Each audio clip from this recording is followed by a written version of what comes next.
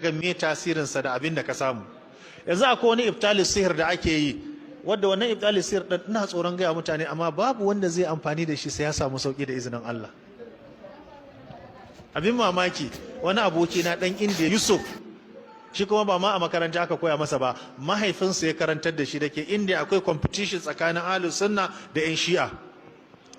Ya ce duk wani cutar da ya gagara malam a duniya in aka samo, ban san sunansa,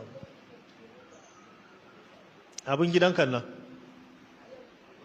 tumfafiya, aka samo warka guda 3, aka wanke shi da gishiri,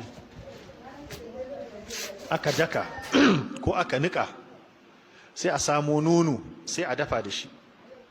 Idan aka dafa shi da nono, da safe kafin mutum ya karya ya sha, to idan akwai wata cuta a jikin